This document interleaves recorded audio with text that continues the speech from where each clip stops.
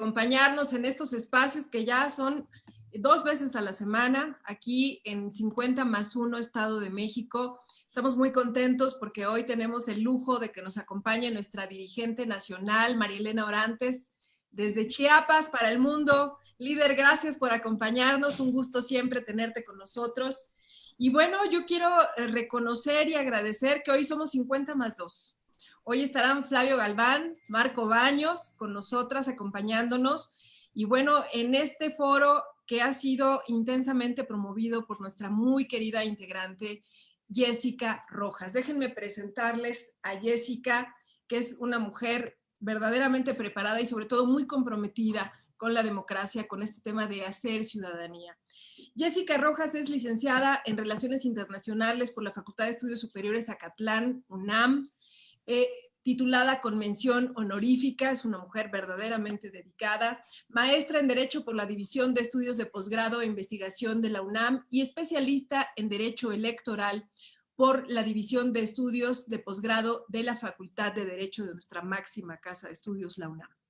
Cuenta con distintos diplomados en materia de democracia, participación ciudadana, juventud, organizaciones de la sociedad civil y agenda internacional y política exterior. Sigue siendo muy joven, pero yo recuerdo, y si no me corriges, querida Jessica, tú fuiste Premio Estatal de la Juventud y Premio Nacional también. No tenemos tu micrófono, perdón.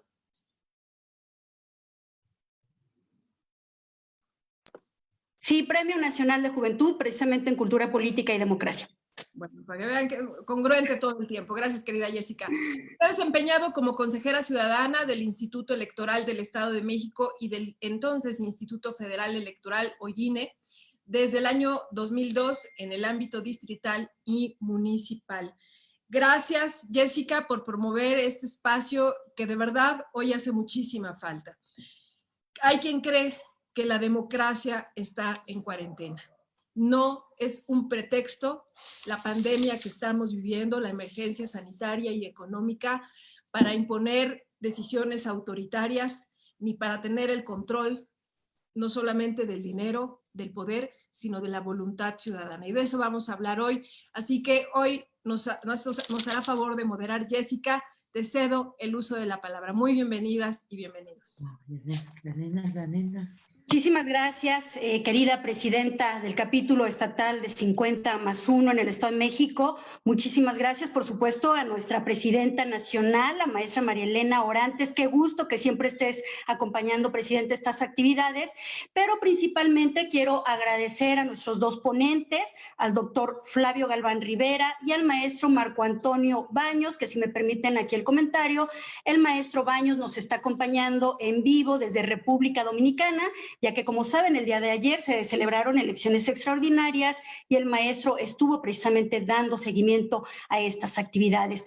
Pues gracias, la democracia, como bien menciona la maestra Ana Lilia, no está en cuarentena, continuamos con estas actividades y el objetivo precisamente de nuestro colectivo es acercar a la sociedad civil organizada, a académicos, pero también a la ciudadanía en general, a temas de interés. Un tema fundamental es precisamente el inicio ya en puerta de los procesos electorales. Y para eso hemos tenido a bien convocar a dos grandes amigos de los temas electorales, que son precisamente el doctor Flavio Galván Rivera, el maestro Marco Antonio Baños, que con su gran experiencia en la materia electoral nos acompañarán en el transcurso de esta mesa. Les comento un poco la dinámica que hemos contemplado para la realización de la mesa.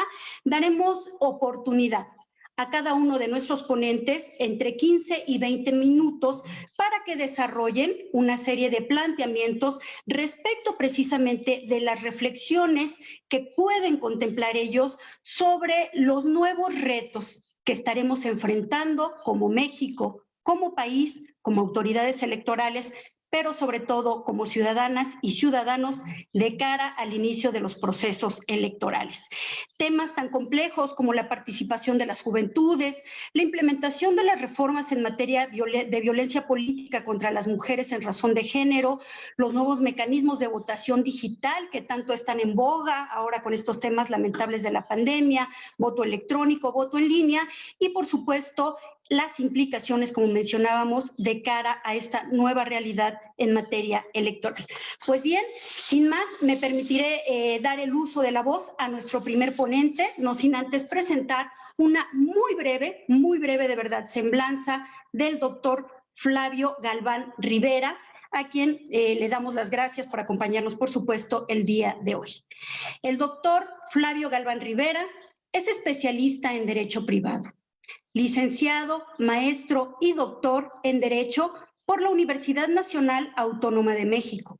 Ha sido magistrado presidente y secretario general de acuerdos de la Sala Superior del Tribunal Electoral del Poder Judicial de la Federación.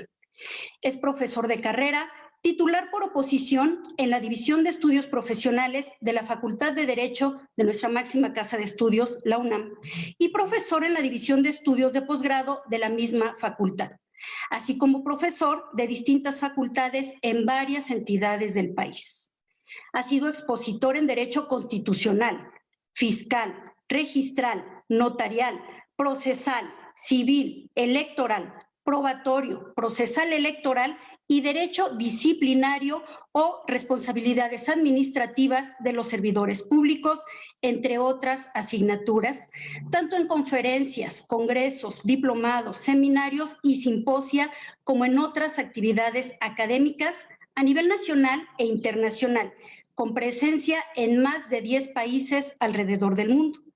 Es autor de los libros El concubinato en el vigente derecho mexicano, Derecho procesal electoral mexicano, Justicia electoral a 25 años de distancia, Diccionario electoral legal y Estudios de derecho electoral sustantivo y procesal, así como coautor en más de 30 obras jurídicas colectivas. Doctor Galván, es un gusto para nosotros tenerlo el día de hoy aquí en el colectivo 50+1. Sea usted bienvenido.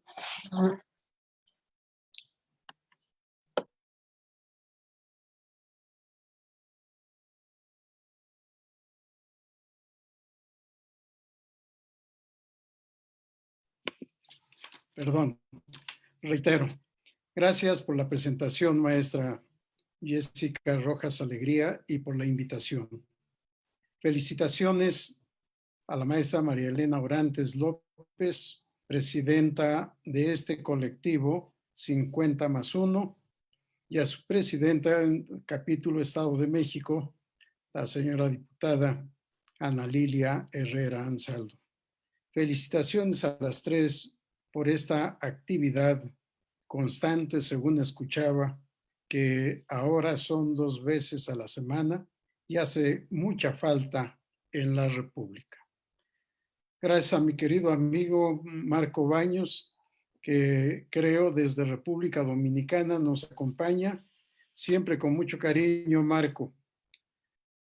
El tema que han planteado es sumamente complejo. Si estamos listos para la nueva realidad electoral. Ya hacía alusión Ana Lilia Herrera de la situación de salud pública o de falta de seguridad en la salud pública que estamos viviendo. Esto nos ha llevado a un confinamiento voluntario para tratar de cooperar con las autoridades de la República para el combate de este mal que desafortunadamente ataca a todo el mundo. Y quizá algún día regresemos a una nueva realidad. Dicen las autoridades sanitarias encargadas del tema que nunca volveremos a un mundo como el que era hasta antes de los últimos días de marzo. Y seguramente así será. Y esto nos va a traer consecuencias para la materia electoral. Nos está trayendo ya consecuencias para la materia electoral. El 1 de abril de este año, el Consejo General del Instituto Nacional Electoral asumió la decisión de suspender los procedimientos electorales en Coahuila y en el estado de Hidalgo. Lo digo con todo respeto para el Consejo General, pero es una medida inconstitucional. No hay fundamento constitucional. Todas las razones jurídicas, políticas, sociales, de toda naturaleza que quieran dar, pueden justificar. Pero el tema está en que no hay fundamento para suspender un procedimiento electoral. Esto lo veo solo desde el punto de vista formal, porque me parece que estamos viviendo una crisis de constitucionalidad. Es cierto, decía la diputada Herrera, la democracia no puede entrar en cuarentena. Efectivamente, por ahí tenemos una carta en defensa de la democracia que han firmado entre 500 instituciones y personalidades del mundo para evitar que se asuman decisiones arbitrarias con pretexto de resolver el tema de salud pública. Pero veamos cómo se van entrelazando temas de salud pública, temas de seguridad nacional, de seguridad pública también, temas de economía sumamente fuertes y temas, por supuesto, de política y de política electoral. ¿Qué es lo que han hecho algunas entidades de la República? Citaré el ejemplo de 3. El Congreso de Yucatán decidió diferir el inicio del procedimiento electoral que debió haber empezado o que debía empezar en septiembre de este año. Ahora iniciará en la primera semana del mes de noviembre. La decisión la tomaron en los últimos días del mes de mayo para no incurrir en desacato a la prohibición prevista en el artículo 105 de la Constitución de que no se podrán hacer reformas sustanciales dentro del plazo de 90 días de inicio del procedimiento electoral respectivo. Se puede hacer reforma en cualquier momento, pero en su caso no se aplicarían si estuviésemos dentro del plazo prohibido de 90 días. El 29 de mayo se publicó esta reforma en Yucatán. Chiapas y el Estado de México, en el periódico oficial del 4 de mayo de este año, hicieron reformas leves a sus constituciones, a su legislación electoral, pero estas reformas leves son gramatical o literalmente hablando, porque son profundamente trascendentes desde el punto de vista electoral, desde el punto de vista económico, que no es el que más interesa. Pero si vamos a vivir una crisis económica o estamos viviendo una crisis económica con motivo de la pandemia, también es un elemento a tomar en consideración. Los congresos de los 2 estados decidieron iniciar el procedimiento electoral hasta el próximo enero de 2021. Claro, todo esto va a traer como consecuencia el ajuste de plazos, de todos los plazos, pero también nos debe mover a la reflexión. El artículo 116 de la Constitución establece con toda claridad que los periodos de campaña, cuando se elige gobernador en los estados de la República y jefe de gobierno, en el caso de la Ciudad de México, no debe exceder de 90 días, pero tampoco debe ser menor a 60 días. Veamos cómo lo que no existe en el orden federal sí existe en el orden local, un mínimo y un máximo. ¿Qué han hecho las 2 entidades federativas, Estado de México y Chiapas?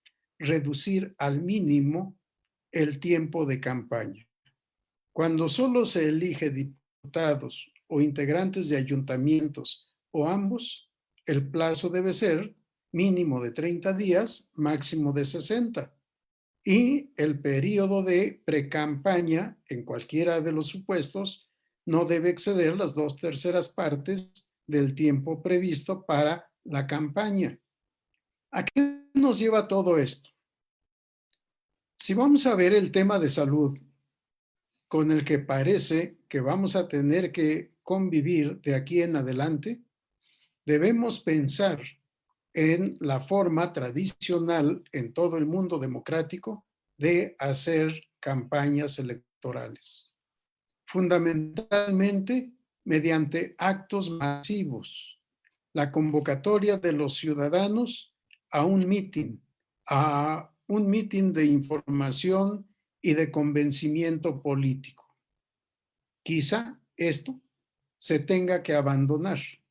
Si los temas de salud no nos permiten reunir a tanta gente como se reúne en un mitin de campaña política, habrá que cambiar el método.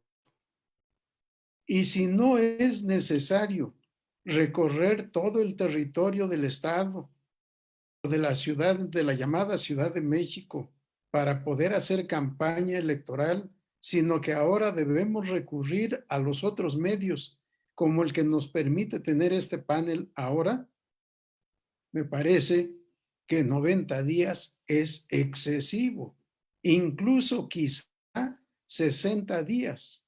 Si vayamos pensando en plazos menores, si vamos a comunicarnos por otros medios.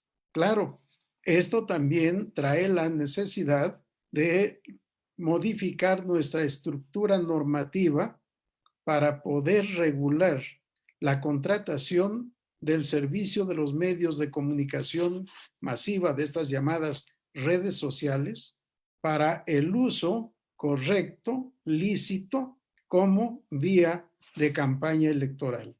Y quizá 15, 20 o 30 días sea demasiado para poder alcanzar los objetivos. Y todo esto que no está prohibido, que no necesitaría una regulación específica en la Constitución y en la ley, creo que se podría, en principio, regular de manera reglamentaria por el Instituto Electoral. Y ahora que hablo del instituto, pues lo mismo, tenemos que pensar nuevamente en el federalismo electoral. Es necesario que el instituto sea federal. Ahora no es posible la reforma, por supuesto, pero así como tiene facultad de atracción y facultad de asunción, tiene facultad de delegación. ¿Por qué no delegar en los institutos electorales todas las facultades que son delegables? Entre ellos, uno que causa mucho problema material, que es la fiscalización. Ya no digo el problema técnico, el problema científico, sino solo el problema material. Tener que fiscalizar el gasto de tantos aspirantes a candidatos, de tantos candidatos de partido, de tantos candidatos independientes para elecciones municipales, para elecciones de diputados locales, para elecciones de gobernador. Recordemos que para este procedimiento que formalmente ha de iniciar en septiembre, salvo las excepciones que ya están legisladas, habrá que elegir a 15 gobernadores, poco más de 1,000 diputados locales, a 1,000 diputados federales, 500 propietarios y 500 suplentes, a integrantes de ayuntamientos de aproximadamente 1,900 municipios en la República, más los integrantes de las alcaldías en la Ciudad de México. Pensemos en el cúmulo de ingresos y egresos. Pensemos en la fiscalización. Sí, todo esto también nos podría llevar a otro tema. Es interesante, por supuesto, pensar en el voto electrónico. No está previsto en la ley. Toda nuestra legislación constitucional y legal gira en torno del voto en papel tradicional, ni siquiera en el papel técnico o en el documento técnico que podría ser la salida. En teoría del contrato, cuando hablamos de por escrito, tenemos que hacer la diferencia entre escrito tradicional y el escrito moderno o actual, el escrito en papel y el escrito en documento electrónico, porque son medios de comunicación y de constatación de la existencia o celebración de actos jurídicos. Si nuestra normativa no está prevista para el voto electrónico. Por tanto, ¿qué tenemos que hacer? Tenemos que dividir, a pesar de que existe esa posibilidad de la casilla única, pensemos cuántas personas tienen que estar o pueden estar en una mesa directiva de casilla única, porque como hay elecciones concurrentes, hay elección de diputados en toda la República, diputados federales, pues la necesidad de una mesa directiva de casilla única en donde más de 20 personas tienen unos el deber y otros el derecho de permanecer. Los integrantes de la mesa directiva de casilla, que tienen el deber de permanecer, pero ¿cuántos representantes por cada partido político? Ya de por sí tenemos varios partidos políticos. Y otro de los retos que tenemos enfrente es la de las organizaciones que han solicitado su registro como partidos políticos y que desafortunadamente el Consejo General del Instituto desde el año pasado tergiversó el calendario del procedimiento constitutivo de partidos políticos. Y esta es la fecha, ahora aunado al problema de pandemia, que no sabemos si los aspirantes alcanzarán o no su registro. Si lo alcanzan, no sabemos a partir de cuándo se iniciará el efecto del registro. El registro de partidos políticos es un registro constitutivo, de tal manera que el registro no existe, perdón, el partido no existe en tanto el registro no se dé. Sí, tenemos estos problemas, entonces los partidos existentes, más los que lleguen a existir, todos con derecho a designar 2 representantes en cada mesa directiva de casilla, ¿cuántas personas tendrían derecho a estar? Más las personas que deben estar. Sí, son temas de salud pública que tenemos que resolver, que tomar en cuenta. Tenemos también reformas constitucionales. Se reformó la Constitución en el artículo 2 para agregar un apartado C a fin de reconocer la existencia, como existen por supuesto, de las comunidades y pueblos de afrodescendientes. Y se dice con toda precisión en el apartado adicionado, según publicación en el Diario Oficial de la Federación de 9 de agosto de 2019, que estos pueblos y comunidades afromexicanas tienen los mismos derechos que se establecen para las comunidades indígenas. Ya tenemos 28 distritos electorales federales indígenas. Habrá oportunidad de calificar, porque es un derecho constitucional, de calificar como distritos electorales de afrodescendientes a los que cumplan este requisito.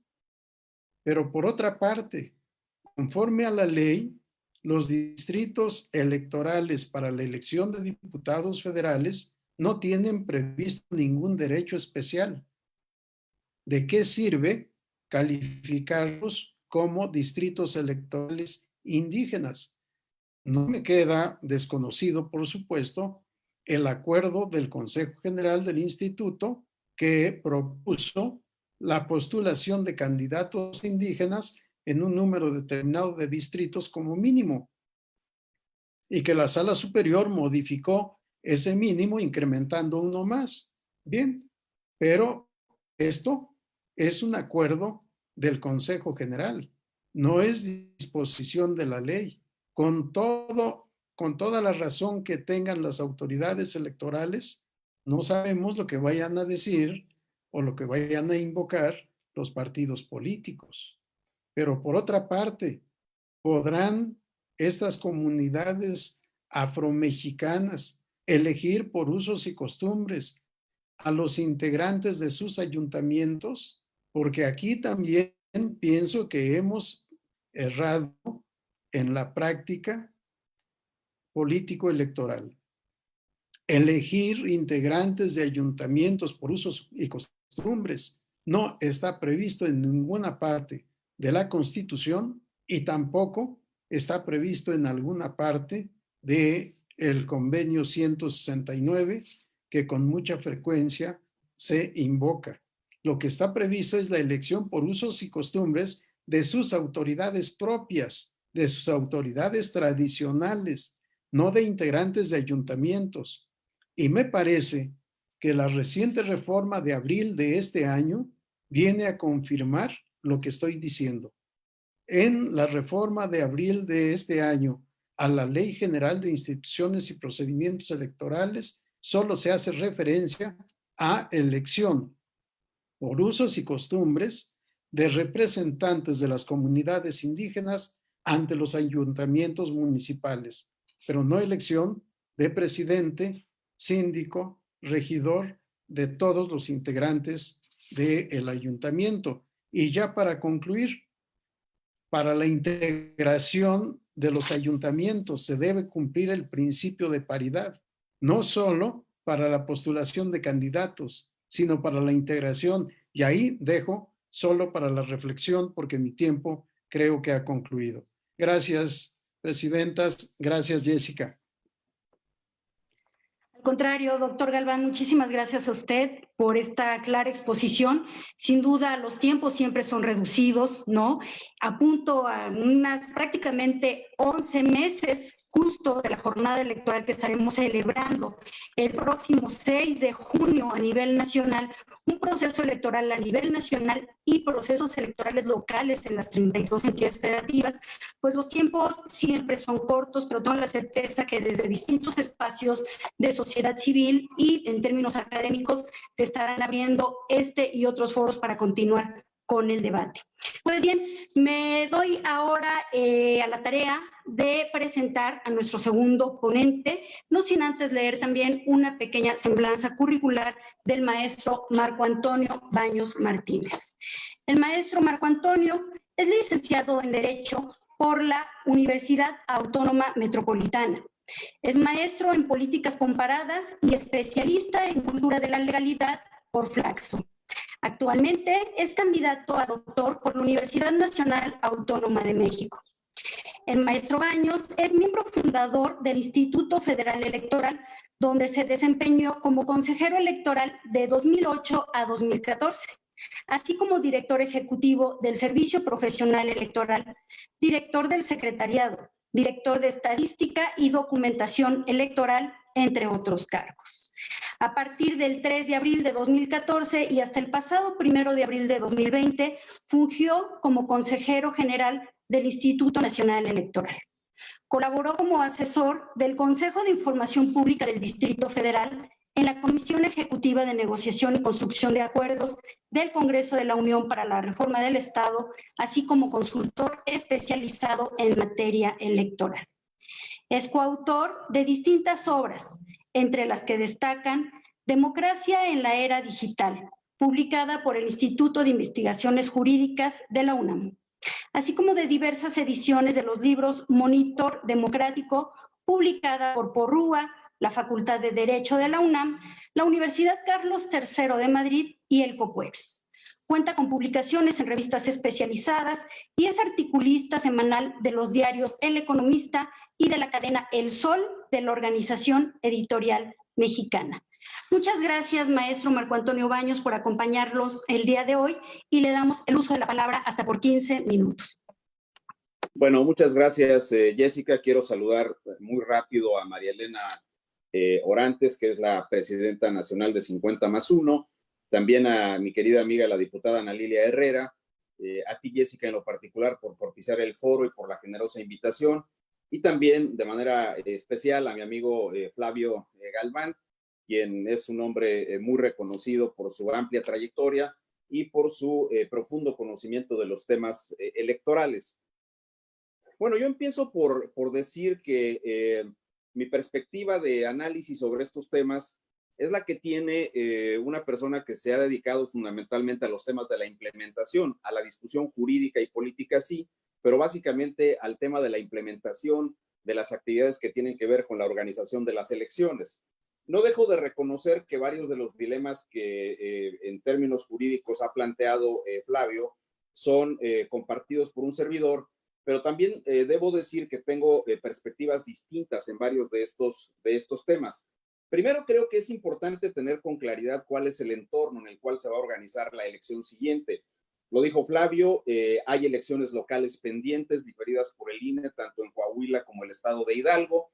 Hidalgo un poco más preocupante, diría yo, porque la toma de posesión de los 84 ayuntamientos tendría que ser el 5 de septiembre, cosa que yo veo complicada a partir de la elección, dado que los escenarios del INE no se han resuelto ni para el 30 de agosto, ni para el 6 de septiembre, ni para el 20 de septiembre. En consecuencia, no hay una fecha definida, falta que el instituto retome esa parte y veamos en qué momento. Coahuila, los diputados que integran el Congreso tendrían que tomar protesta durante el mes de enero, así que me parece que es un periodo un poquito más adecuado. Hay una discusión intensa sobre las facultades que el Instituto Nacional Electoral ejerció respecto de la facultad de atracción para diferir el desahogo de estas elecciones. Sí, no me voy a meter ahora jurídicamente a esa cuestión, pero es un tema que ha sentado un precedente que en mi opinión se dio en el marco estricto de una pandemia que ponía en peligro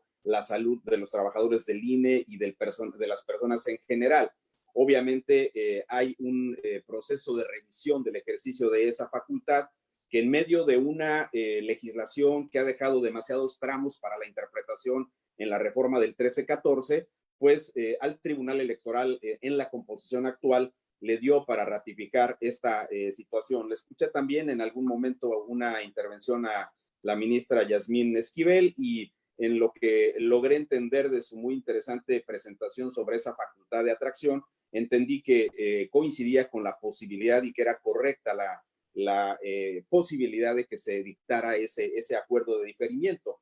No tiene precedentes, cierto, quizá la base normativa tampoco es tan clara porque al final de cuentas en una cosa podría coincidir con Flavio, la definición de las fechas de las elecciones está en la legislación y en todo caso, dado que se trata de elecciones locales, quizá alguna participación debieron tener los congresos de los estados, pero bueno, es un tema de una enorme discusión. Otro punto del entorno que me parece que es de fundamental importancia tratar ahora tiene que ver con el padrón electoral. Llevamos desde la última semana del mes de marzo de este año cerrados los módulos del Instituto Nacional Electoral y por consecuencia hay un conjunto amplio de trámites que no están realizados y la desactualización del padrón desde esa perspectiva podría afectar dos aspectos, dos dimensiones importantes de la elección. Uno es el universo de los votantes, porque muchas personas cumplen años, porque otras muchas cambian de domicilio y necesitan el plástico. Y por otro lado también la parte que tiene que ver con los candidatos. Hay, como sabemos, personas que se desempeñan en ciudades distintas y que cuando vienen las elecciones regresan a los lugares de su origen para poder competir en los cargos de elección popular y por consecuencia necesitan realizar trámites en el Instituto Nacional Electoral. Creo aquí sí que el INE tendría que aprobar ya una estrategia que permita la reapertura progresiva con el cuidado respectivo de las personas a los respectivos módulos de atención ciudadana para la actualización del padrón electoral. Esta parte me parece de fundamental importancia. Otro tema del entorno tiene que ver con la suscripción que la nueva legislación de instituciones y procedimientos electorales marca para la coordinación de las elecciones locales entre el INE y los órganos electorales de los estados. Son los convenios, pero también son los planes y los programas de trabajo de estas elecciones. Y obviamente en el marco de esta pandemia, Flavio ha planteado, por ejemplo, la posibilidad de que se revise la posibilidad del ejercicio de la facultad de delegación con el INE. No estoy seguro si con el tema de la fiscalización, pero habría que revisarlo y ese es un punto importante. Y creo que también hay una situación vinculada a este tema de los convenios, que es la posibilidad de que el INE, como se hizo en el proceso electoral del 2018. Yo me declaro ser uno de los que impulsó o quien tuvo originalmente la idea de impulsar la posibilidad de uniformar las fechas, pero tiene, si bien una parte cuestionable en la parte constitucional y legal, me da la impresión de que tiene una base operativa que justifica plenamente ese tipo de actividades. Solo para darnos una idea, Flavio mencionaba algunos datos, pero vean ustedes, si tomamos en consideración las 32 entidades federativas, tenemos inicios de procesos electorales completamente distintos. Hay 9 estados que tendrían los arranques de los procesos electorales en el mes de septiembre, que son la Ciudad de México, Guanajuato, Guerrero, Michoacán, Morelos, San Luis Potosí, Sonora, Tamaulipas y Zacatecas. Hay otras 5 entidades cuyo proceso inicia en octubre, que son Colima, Chihuahua, Nuevo León, Querétaro y Tabasco, mientras que 5 más empiezan en noviembre, que son Aguascalientes, Durango, Puebla, Veracruz y Yucatán, y 6 más en diciembre, que son Baja California, Baja Sur, Hidalgo, Oaxaca, Sinaloa y Tlaxcala, pero hay 7 que empiezan hasta el mes de enero, que son Campeche, Chiapas, Coahuila, Estado de México, Jalisco, Nayarit y Quintana Roo. Pero veamos cómo efectivamente varios de estos estados hicieron modificaciones recientes para poder diferir el arranque de los procesos electorales. Aguascalientes, por ejemplo, que lo tenía para octubre, lo mandó a noviembre. Baja California lo mandó de septiembre a diciembre. Campeche de septiembre a enero.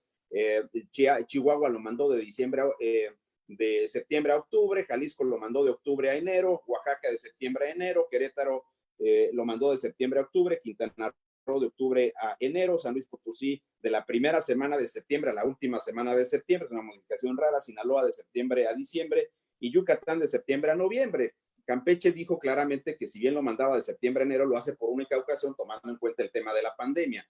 Pero este tema tiene un efecto terrible en la parte de la organización electoral, porque superpone, traslapa los inicios de las etapas de los procesos comiciales. Mientras en un lado tú estás en las precampañas, en otro lado no ha empezado el proceso electoral, mientras en una parte desahogas las precampañas, en otros lados ya están las campañas electorales, y eso afecta directamente los temas de la fiscalización de precandidatos y candidatos, donde los calendarios para el INE, dado que esta facultad está centralizada, se vuelve muy complicado.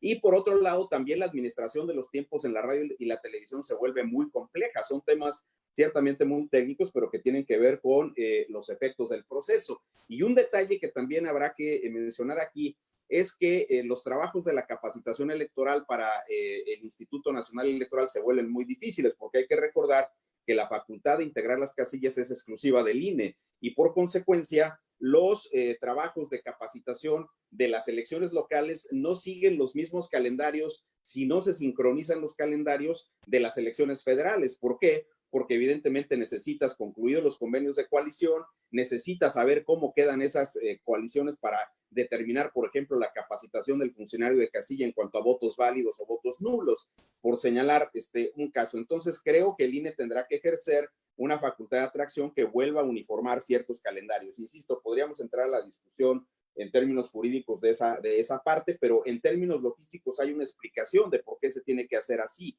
Porque, insisto, hay esta asistematicidad en los arranques de los procesos comiciales.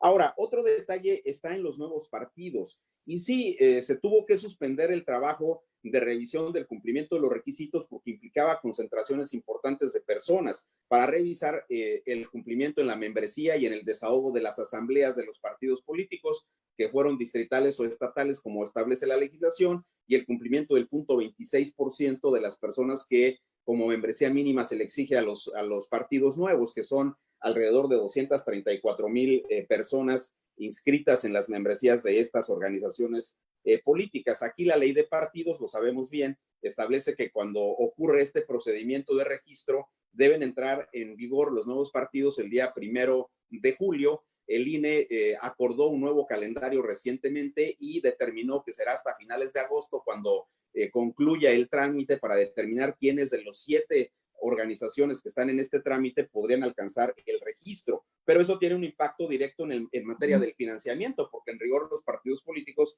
nuevos deberían tener derecho al financiamiento desde el 1 de julio. Ahora, bajo esta modalidad, lo tendrán hasta el 1 de septiembre y ya la Sala Superior, a impugnación expresa de lo que será el partido Encuentro Solidario, si es que alcanza ese registro, recibió una sentencia de la Sala Superior diciendo que no se puede entregar retroactivamente el financiamiento al mes de julio, es decir, los meses de julio y agosto no serán de financiamiento para estas organizaciones nuevas. Es una discusión el tema de la equidad, pero bueno, así lo determinó la Sala Superior. Ahora, hay otros detalles que son importantes. Ya en otro momento también en la composición de Flavio o en la composición que tiene actualmente la Sala Superior, hemos discutido los alcances de la facultad reglamentaria del INE en materia del 134 en lo que tiene que ver con los servidores públicos y su participación durante las elecciones. Creo que este es un momento importante donde las autoridades jurisdiccionales y las administrativas, sin cancelar sus ámbitos de competencia, tienen que sentar bases específicas que hagan que todas estas intervenciones de los servidores públicos que se verifican durante el desahogo de los procesos comiciales tengan una regulación específica. Esa parte la vimos ahora recientemente. La semana pasada el INE emitió un universo amplio de medidas cautelares respecto de funcionarios públicos que estuvieron repartiendo materiales de protección en el marco de la pandemia. Estos temas han sido revisados por el INE, pero ahí están los antecedentes del 18, cuando se emitieron las reglas de la cancha pareja.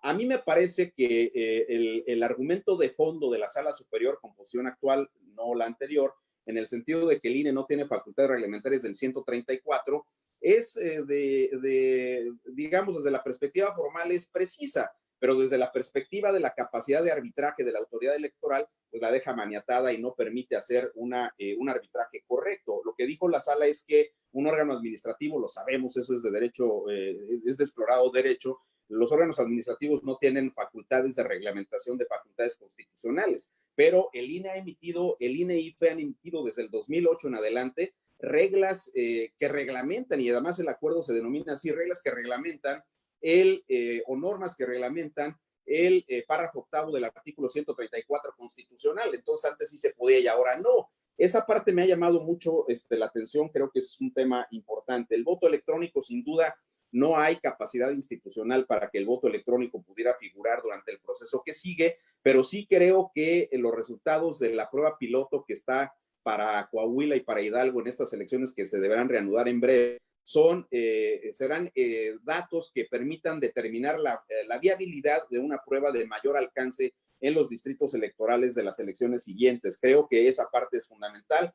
El 2021 tiene un proceso amplio, habrá alrededor de 94,5 millones de electores, con un 52% ciertamente de mujeres, con una lista nominal que tiene 5,5 millones de jóvenes que van de los 18 a los 24 años, con la posibilidad de instalar hasta 168,000 casillas en ese proceso comicial, con la convocatoria a 1,5 millones de funcionarios de casillas y con todas las representaciones de los partidos, es decir, de movilizaciones amplias. Y ese tema obviamente podría tener un impacto menor en términos del cuidado de la pandemia, que como sabemos hoy día tiene implicaciones severas en el mundo. Son más de 11,5 millones de contagiados y más de 530,000 los fallecidos. En México creo que hemos rebasado la cifra lamentable de las 30,000 personas muertas. Entonces, creo que sí es un tema y quiero aprovechar el espacio para poder comentarles un poco lo que ocurrió ayer acá, porque es sin duda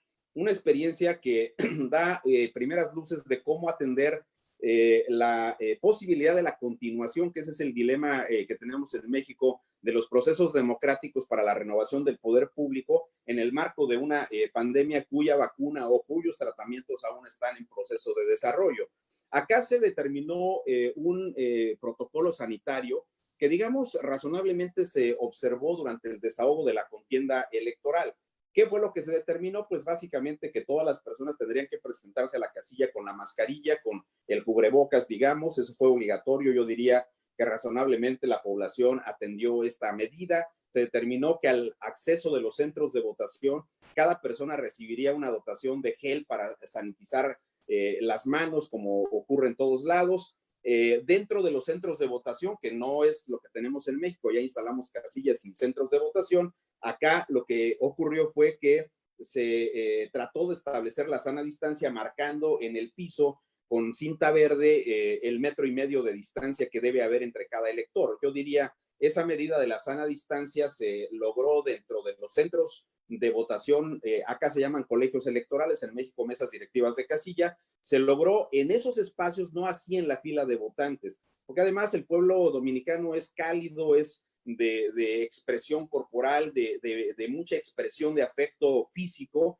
y obviamente eso no ocurrió en la realidad. Por supuesto que el impacto en materia de salud pública tendrá que verse dentro de unos 15 días, cuando veamos qué pasa con el número de los contagios o de las personas que lamentablemente pudieran incurrir en esa situación. Entonces, creo que esa parte está ahí.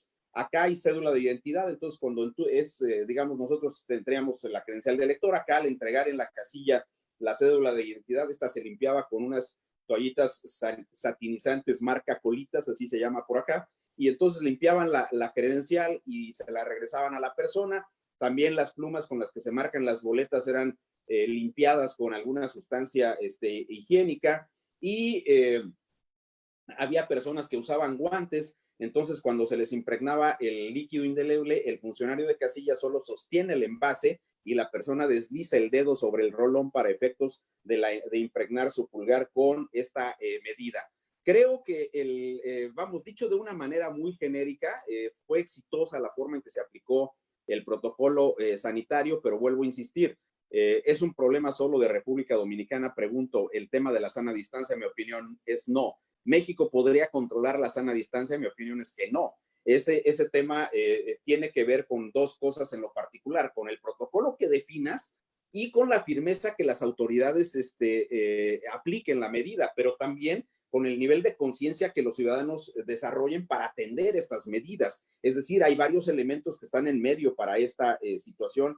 Yo veo complicado el tema de la sana distancia en cualesquiera de las modalidades que pudiera llegar a aplicarse. Y creo que en materia de las campañas electorales, lo que se ha logrado ver acá, y esto es un tema que comentaba también y coincido con Flavio, obviamente no puede haber manifestaciones masivas para la promoción del voto. Ahora se incrementa de manera sensible el uso de las redes sociales y entramos en dos cuestiones. ¿Cómo le haces para poder determinar los límites al gasto y poder tener un control en la fiscalización de esos gastos por vía de las redes sociales? Pero también entras al tema del uso de las fake news y de los esquemas de manipulación que los candidatos y los partidos tienen a partir del uso de las redes sociales. No vayamos lejos, ahí está Cambridge Analytica, cuya información, digamos, la podemos ver con mucha nitidez en un material que está publicado en Netflix que refiere con mucho detalle desde los operadores de la arquitectura de informática del Cambridge Analytica que llevó a Donald Trump a lograr los porcentajes de votación que lo llevaron a la presidencia de la República. Pero los niveles de manipulación quedaron evidenciados en ese tema. Nosotros en México tendríamos que entrar a revisar cuáles van a ser los impactos y cuáles son los mecanismos de seguimiento para los esquemas de control. Pero acá también pasó una cosa que es muy importante. República Dominicana, México y cualquier país que está hoy día lamentablemente con los efectos de la pandemia, está teniendo efectos económicos terribles. México tiene obviamente hoy una expectativa de decrecimiento terrible. Somos, si no me equivoco, en términos de las estadísticas que dio a conocer la semana pasada el Banco Mundial, la cuarta economía que sería más afectada en términos de decrecimiento. Estamos sobre la base de un 10,5% donde la economía se va a caer y donde no es tan cierto, como nos lo ha dicho López Obrador, que este tema se va a recuperar y de que esto se va a resolver adecuadamente. Esto no es así. El Banco Mundial no milita en ningún partido político en México y ha dado datos que son contundentes. Apenas por encima de nosotros están países como España y otros que tienen problemas mayores de decrecimiento económico. Nosotros fuimos colocados como el cuarto país cuya economía ha sido afectada por este tema, y acá es exactamente lo mismo. Y quizá ese tema llevó a que una elección que tenía un enorme cuestionamiento y una gran politicidad, entre otras cosas porque se cayó la prueba del voto electrónico de las elecciones del pasado 16 de febrero acá en República Dominicana, ahora tenía una enorme expectativa, pero el hecho concreto es que ayer, con el 57%, subrayo esto, 57% del cómputo de los votos, los dos candidatos perdedores, léase Gonzalo Castillo, el candidato del partido oficial, y léase Leonel Fernández, reconocieron el triunfo de Luis Abinader. Es decir, hay una determinación de la alternancia en el poder presidencial por parte de los ciudadanos al emitir su voto. El voto es contundente y dice queremos alternancia, queremos un cambio. Acá se registra de esa manera, pero también hay aceptabilidad de la derrota porque los candidatos salen con una enorme madurez y entonces quitas cualquier posibilidad de que exista alguna situación de movilidad social que no convenga al país. Esa parte me parece que es un tema que da una gran lección. Lo escribí ayer en el Twitter. Yo creo que es una gran lección democrática la que se siguió ayer en República Dominicana y es un llamado de atención. Nosotros seguimos viendo dentro de otro de los temas que están en el entorno de la organización de las elecciones del 21, un ataque desmesurado, una embestida de parte del gobierno, del presidente de la República en contra de los órganos autónomos. Y ahora nos ha dicho que es digamos, autonombra el garante de la elección. Lo escribí el lunes de la semana pasada. Para mí la mejor garantía que un servidor público debe dar a las elecciones es no intervenir en ellas. Esa parte le corresponde a las autoridades electorales y yo creo que serán temas que tendrán que ser discutidos. Me pasé un poquito con el tiempo, estimada Jessica, te ofrezco una disculpa, pero igual que Flavio, me reservo para la segunda intervención si es que la hay. Muchas gracias, maestro Marco Antonio Baños. Pues sin duda es apasionante comenzar a hablar de estos temas electorales, ¿no? Uno comienza a hablar y pues bueno, surgen infinidad de temas y en esa infinidad de temas se refiere también múltiples cuestionamientos que están haciendo toda la gente que nos está acompañando. Agradecemos y saludamos. Tenemos gente que nos acompaña incluso desde Honduras, están siguiendo esta transmisión en Centroamérica. Son muchísimas las preguntas. Si me permiten, trataré de hacer solo una recopilación en cuanto a los temas principales que están refiriendo las y los ciudadanos sobre distintos escenarios de cara al inicio de los próximos procesos electorales y les pediría a cada uno de nuestros ponentes, les daríamos 5 minutos para cerrar, si pudiesen hacer también una reflexión final de cara a este foro, que reitero es meramente enunciativa, porque pues no sabemos precisamente cuáles son esos grandes desafíos que estaremos enfrentando de cara a los siguientes meses. En el caso concreto del doctor Galván, le preguntan, doctor, con la posible reducción de los tiempos de campaña, ¿considera que se tendría que reducir también el financiamiento otorgado a los partidos políticos? Otra pregunta también para el doctor Galván. ¿Considera usted que podemos hablar de justicia en línea con la implementación del juicio en línea contemplado por la Sala Superior del Tribunal Electoral Poder Judicial de la Federación para solo 2 recursos del sistema de medios de impugnación en materia electoral? Para el maestro Marco, pues bueno, muchas inquietudes respecto de su participación el día de ayer en República Dominicana, que ya nos estuvo compartiendo en estos momentos. Una pregunta concreta. ¿Qué pasaría en el caso de la legislatura de Coahuila si la pandemia no nos permite realizar elecciones? ¿Cómo se resolvería jurídicamente esta situación? Otra pregunta, ¿la legislación electoral que nos rige actualmente está acorde para dar respuesta a los nuevos desafíos de los procesos electorales post pandemia? Y me permito cerrar, si pueden hacer ambos una reflexión en el sentido, desde la sociedad civil, desde la ciudadanía, ¿cómo salvaguardar nuestros derechos ciudadanos en esta nueva realidad? ¿Cómo podemos desde las organizaciones de la sociedad civil y la ciudadanía involucrarnos en el próximo proceso democrático? Muchas gracias. Tiene la palabra el doctor Flavio Galván Rivera.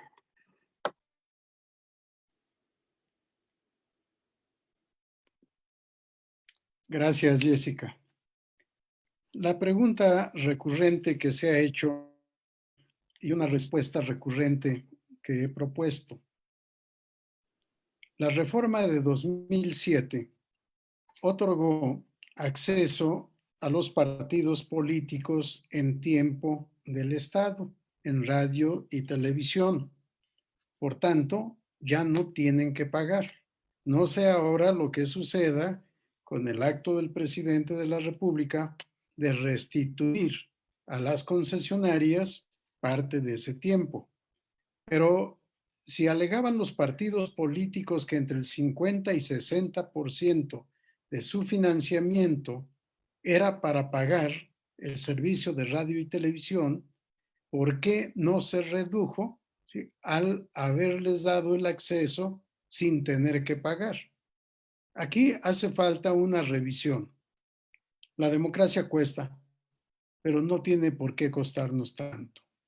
Yo estoy de acuerdo en que el Estado financia a los partidos políticos, pero de manera mesurada, de manera adecuada. Lo que se proporciona es escandaloso. Y tomaría aquí la propuesta del, en su momento, diputado Kumamoto. Financiamiento igual a votos. ¿Por qué no dar financiamiento público de acuerdo al número de votos obtenidos? Y esto haría quizá equitativa la distribución.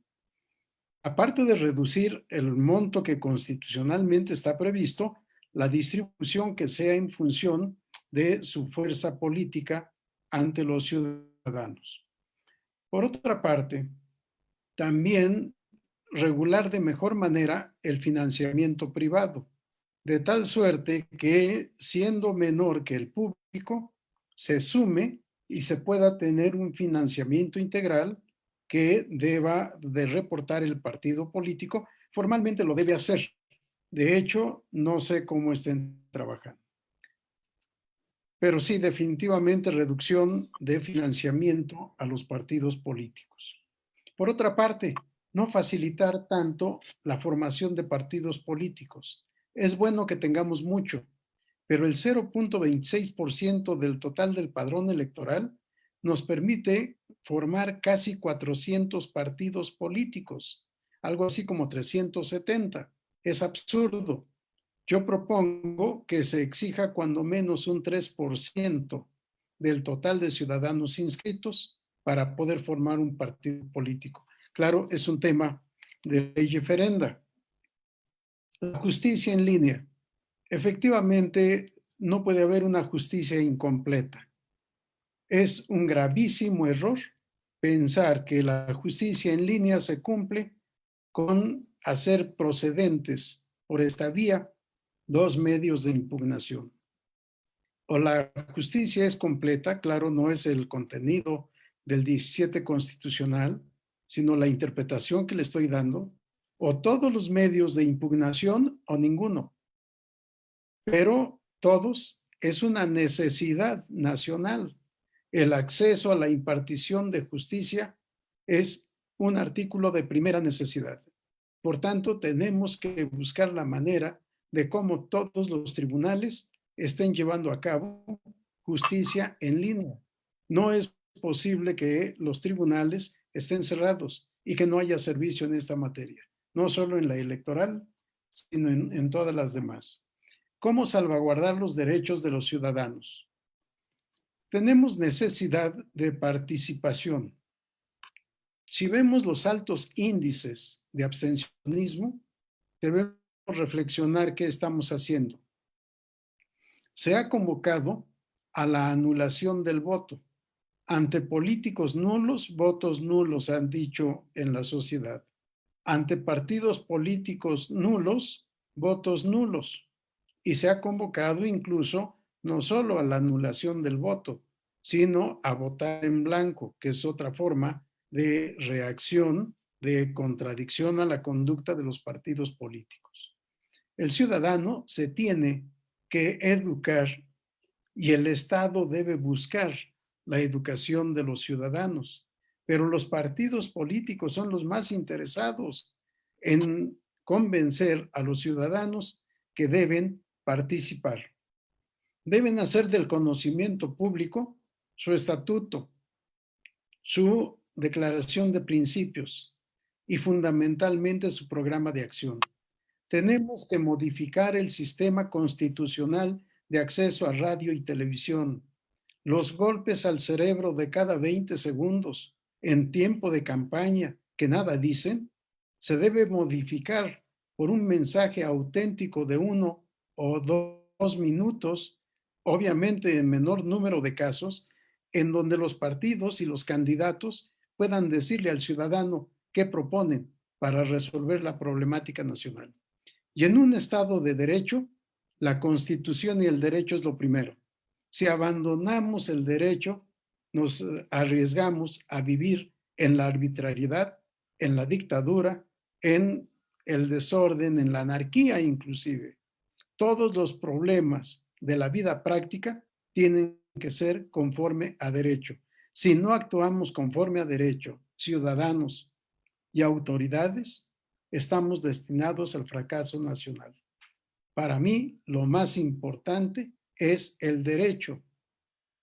Por supuesto, no el derecho como un conjunto de normas, un conjunto de leyes, sino como lo decía el maestro Luis Recasén Siches, el derecho vida humana normativada. De ahí que yo también tienda hacia la cultura de la juridicidad.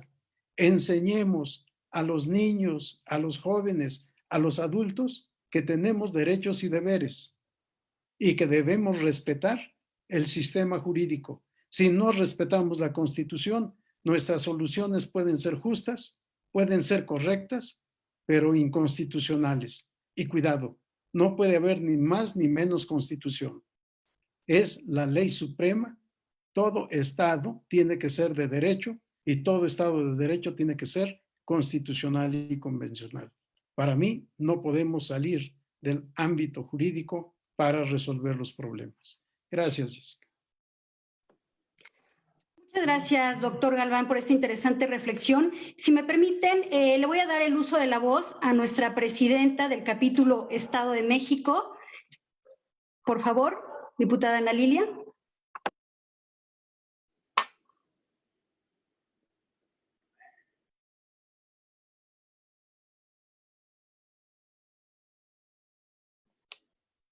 Querida Jessica, buenas tardes.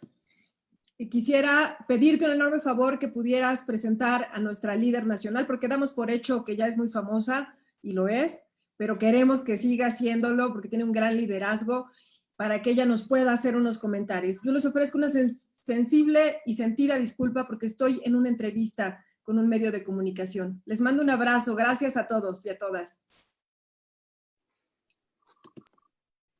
Muchas gracias, presidenta. Por supuesto, como mencionamos en un inicio, nuestra presidenta a nivel nacional del colectivo 50+1, la maestra María Elena Orantes, que nos distingue y que tiene siempre este apoyo solidario para todos los eventos que se han impulsado desde el colectivo 50+1 Estado de México.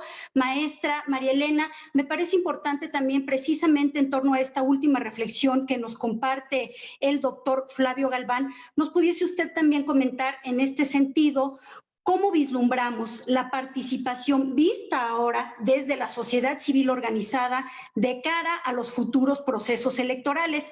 Hemos escuchado, por un lado, precisamente la gran experiencia que han tenido nuestros ponentes como autoridades electorales, como expertos en la materia, pero también es importante escuchar desde este lado, desde la ciudadanía y las organizaciones, cómo estamos vislumbrando esa participación. Maestra, por favor. Muchas gracias, Jessica. Un saludo a Ana Lilia, siempre tan participativas, haciendo este evento en el colectivo 50+1, compartir este panel con mi querido Flavio, que me da un enorme gusto, y saludar a Marco Baños, amigos de muchos años ambos. En verdad es un gran honor y muy agradecidas desde el colectivo nacional 50+1 de la participación de este tipo de temas previo a la elección más grande que registrará la historia de nuestro país este 2021, a donde queremos hablar de que las mujeres estamos listas y estamos preparadas para este gran reto en el que ustedes han abordado técnicamente y muy fino todos estos conceptos. Yo soy una convencida que México transitó a la democracia después de que los institutos políticos, los partidos políticos solicitaron la creación y los mecanismos para institutos robustos y fuertes que generaran sobre todo elecciones confiables, transparentes y que permitieran que los ciudadanos tuvieran la confianza de participar en la decisión de sus candidatos y sus candidatas y por supuesto también en la participación de los mismos. Esta elección más confiable pues empieza a tener sucesos que a partir de la reforma del 94 pues el cambio fue abismal. Yo creo que desde que el tribunal empieza su participación en el ejercicio de pasar a formar parte también del Poder Judicial, pues esto agarra un tamiz mucho más diferente, donde las mujeres empiezan a participar, a donde las mujeres empiezan a poner toda esta capacidad del derecho que desde el 1953 cambió nuestro país, y lo más importante que han hecho los partidos políticos ha sido darle voz a la creación de estos institutos a donde se lleva la credencialización, a donde se cuenta con un padrón electoral confiable, que por cierto en 50+1 creemos y deseamos que así siga siendo, porque como bien lo decía el maestro Flavio Galván y también lo repetía el doctor Galván, perdón, el maestro Baños, la elección tendrá certeza y confiabilidad siempre y cuando sean los institutos electorales quienes lleven estos procesos. Hay varios retos, requerimos un lenguaje de inclusión, necesitamos las mujeres que hoy la paridad, esta reforma que en junio del año pasado fue ya una realidad en nuestro país y que hoy pues estamos trabajando nuevamente ante adversidades en la armonización de la violencia política en los estados, pues es la primera vez que se implementará. Y como bien lo expresaban hace un rato, que también en lo que son los usos de prerrogativas en tiempos oficiales, pues sea un esquema igualitario, esta paridad, esta igualdad sustantiva, no solamente descriptiva o cuantitativa en el número y en la cantidad, sino en la toma de decisiones. Y yo creo que este es el gran momento y el reto a donde obviamente nos enfrentamos en esta pandemia a una nueva realidad, como bien lo dice el post de este importante panel que hoy estamos teniendo oportunidad de escucharlos, sino también enfrentarnos a lo que llegó para quedarse, esta innovación, este proceso digital. Hace rato Jessica justamente hablaba de estos juicios que se llevan a cabo ya, estos parlamentos abiertos que se han instrumentado, que el INE ha hecho un gran trabajo y el Tribunal Electoral ha hecho un gran trabajo, que son justamente los referentes más importantes para garantizar y para decir que las mujeres, que por cierto son el 50+1 de las que votan, o sea, son las mujeres las que más votan en los procesos electorales, son comprometidas y realmente están listas para que hoy se pueda también tener sentencias revisadas bajo una perspectiva de género y que pueda la paridad aplicarse de manera real, logrando esta igualdad sustantiva. Pues yo creo que los retos son muchos, he escuchado con atención lo que ustedes opinan del voto electrónico. Sin embargo, creo que fue importante esta prueba piloto que se realizó recientemente, que fue con profundo éxito. El voto en el exterior ya lleva muchos años y se ha hecho bien, y yo creo que ante esta pandemia y ante esta situación que se ha vivido, en esas elecciones, tanto en Coahuila como en Hidalgo, y los procesos que se avecinan, pues tenemos que estar listos para todos estos esquemas. Marco, muchísimas gracias por compartir con nosotros esta experiencia en República Dominicana. Creo que nos queda aquí en la mente y en el pensamiento que no será lejano ni difícil, coincido plenamente contigo, que culturalmente la sana distancia se tiene que convertir en una conciencia total. Y pues bueno, me siento muy honrada desde el colectivo nacional acompañar a Jessica, Ana Lilia en el colectivo 50+1 Estado de México, pero sobre todo tener la oportunidad, al igual que todos los que hoy nos acompañan en nuestras redes de 50+1 Estado de México y MX, compartir con ustedes esta y más temas que estoy segura que serán de gran éxito. Muchísimas gracias. Al contrario, Presidenta Nacional, muchísimas gracias por compartir siempre esta reflexión desde la ciudadanía. Y si me permiten, para ir cerrando nuestro evento, le pediría al maestro Marco Antonio Baños nos comparta esta reflexión final respecto a las preguntas que le hicieron, pero sobre todo en el marco del contexto de la participación ciudadana, hacia dónde vamos y de qué manera podemos incidir para fortalecer nuestros procesos electorales. Por favor, maestro. Bueno, yo empiezo por señalar que evidentemente los procesos eleccionarios no pueden interrumpirse. Creo que tenemos que encontrar una forma, una modalidad de hacer posible que las elecciones continúen siendo un mecanismo legítimo para la renovación del poder público. Ese es el dilema.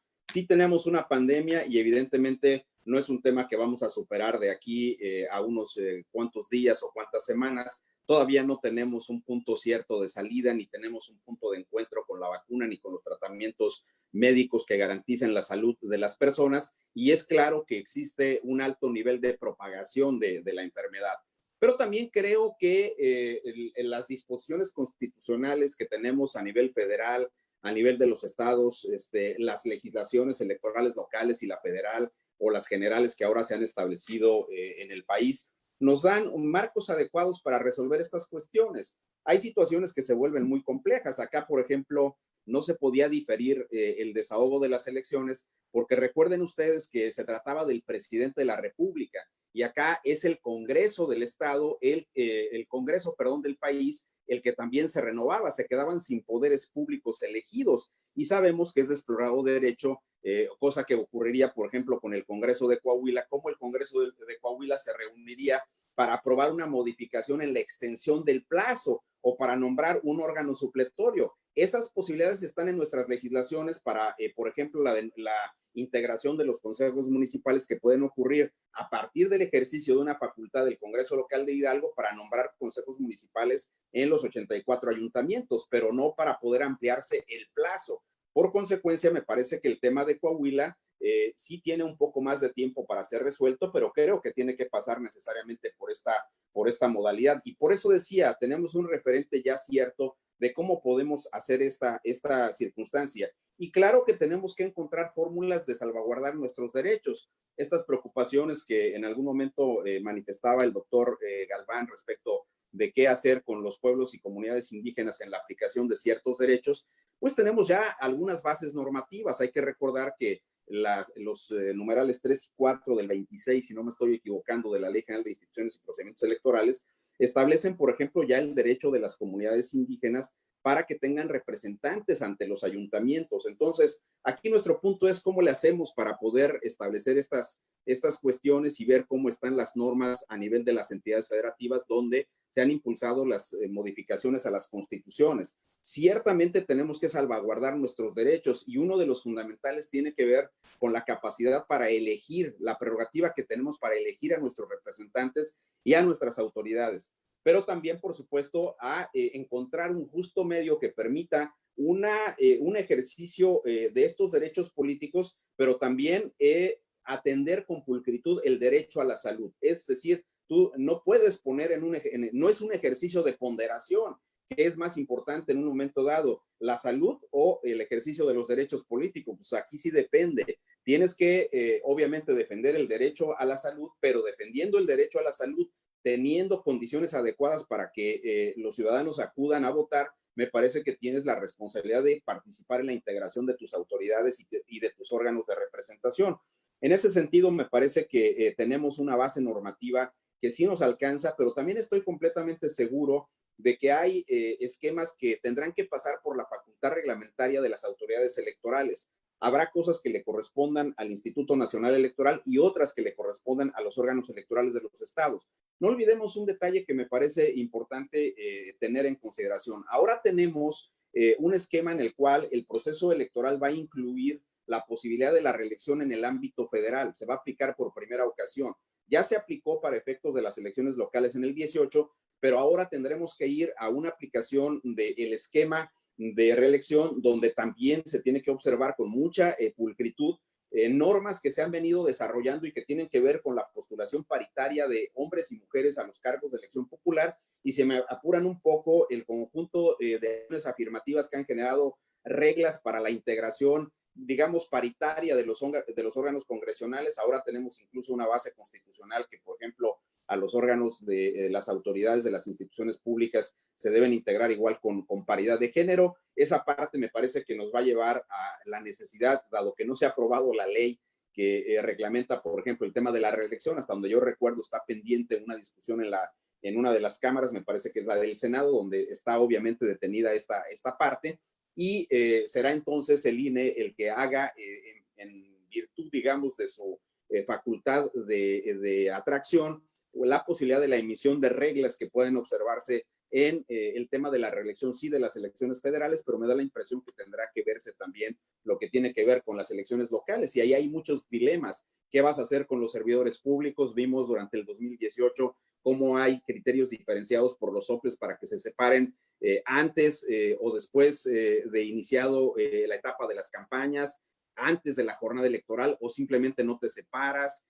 ¿Cómo combinas esto con la prohibición para el uso de los recursos públicos en términos del 134 en el párrafo octavo? En fin, hay un conjunto de reglas que están ahí y que me parece que necesitan ser emitidas. Hay criterios, ciertamente, hay una compilación que, por ejemplo, en esta materia, si no me equivoco, hizo Jorge Sánchez Morales, el magistrado de la Sala Regional de Guadalajara, que me parece podría servir como un referente para ver cómo se hizo, pero ahora tienes que uniformar la aplicación de este tipo de normas. La salvaguarda de nuestros derechos está en su ejercicio, esa es mi primera cuestión, en la definición de protocolos adecuados de sanidad por parte de las autoridades electorales, pero también en un esquema donde, y aquí lo voy a decir con mucho respeto, pero siempre he creído que en el entendido social hay la idea de una controversia sobre temas de fondo entre las autoridades administrativas y las jurisdiccionales. Hoy más que nunca se necesita que exista una convergencia de criterios que no haga, ni que el INE haga lo que diga el Tribunal Electoral o los OPLES hagan lo que digan los tribunales estatales, ni tampoco que en automático la Sala Superior o las salas regionales y la especializada o los tribunales electorales locales convaliden sin más las decisiones que tomen los órganos administrativos. Pero en temas de fondo me parece que sí necesitamos un esquema de mayor acompañamiento. La pandemia no, el virus del COVID-19 no va a desaparecer de un día para otro y tendremos que aprender a convivir con él. Ese es el tema central y nuestro dilema es cómo ejercemos nuestros derechos, cómo propiciamos la continuidad en el ejercicio electoral con plena salvaguarda de la salud de todas las personas. Gracias, Jessica. Gracias, por supuesto, a María Elena y a Ana Lilia por la generosa invitación. Y de verdad es un placer siempre coincidir con Flavio Galván, un hombre al que aprecio mucho y con quien he logrado, espero él coincida conmigo, construir una sólida amistad ya por muchos años en la atención de muchos retos y muchas actividades electorales que nos ha correspondido a lo largo ya de muchos años. Muchas gracias a todas y todos que nos han escuchado. Al contrario, maestro Baños, como siempre, un gusto, un honor poder escuchar este bagaje interesante que se presenta con todas las reflexiones que siempre pone sobre la mesa y que sin duda dará pie para continuar este debate en otros espacios. Pues no me resta más que agradecer a ambos ponentes y dar la palabra a nuestra presidenta nacional para que nos haga el favor de cerrar este evento. Muchísimas gracias por acompañarnos. Muchas gracias, Jessica. Excelente siempre moderando este panel tan interesante. Hay muchísimos saludos, muchos comentarios. Quiero decirles a Flavio y a Marco que nuestras presidentas de los capítulos de Morelos, Magus Alemán, que les manda muchos saludos, Lorena Martínez de Jalisco y Mariana Benítez de Oaxaca, bueno, están muy interesadas en que, como hoy Ana Lilia puso el ejemplo con Jessy en el Estado de México, quieren hacer otros foros como estos y bueno, están cordialmente invitados. Ha sido un verdadero placer coincidir con ustedes, poder compartir, escucharlos. Quedaron todavía muchos temas en el tintero. Aldo nos pregunta y le prometemos contestar. Vamos a hacerle llegar a nuestros ponentes varios de los temas que todavía nos quedan aquí. Sandy, nos hablan de los presupuestos y bueno, yo creo que México ha tenido elecciones pacíficas hasta hoy y vale mucho la pena seguir confiando en nuestros institutos electorales. Tanto el Tribunal Electoral como el Instituto Nacional Electoral han sido creados justamente para dar esta certeza, para dar este equilibrio y sobre todo para dar esta confianza a las y los mexicanos. Muchísimas gracias en nombre de nuestra presidenta del capítulo Estado de México, la diputada Ana Lilia Herrera, y del mío propio. Junto con Jessica ha sido un verdadero honor poder estar en este panel, en este foro, en este gran reto en el que los ciudadanos, las ciudadanas y todos y cada uno de ustedes con este compromiso y esta responsabilidad, pero sobre todo con este conocimiento, nos pueden seguir ilustrando día a día. Muchísimas gracias a quienes hoy nos sintonizaron a través de las redes y nuestros canales de YouTube en 50+1 Estado de México y 50+1 MX. Muchísimas gracias. Gracias, querido Marco, Flavio, un abrazo gracias. Con todo el cariño. Muchas gracias. Gracias a ustedes, Lena. Gracias a ustedes. Sí. Qué gusto que les verte. vaya muy bien. Gracias, Marco. Excelente. Gracias.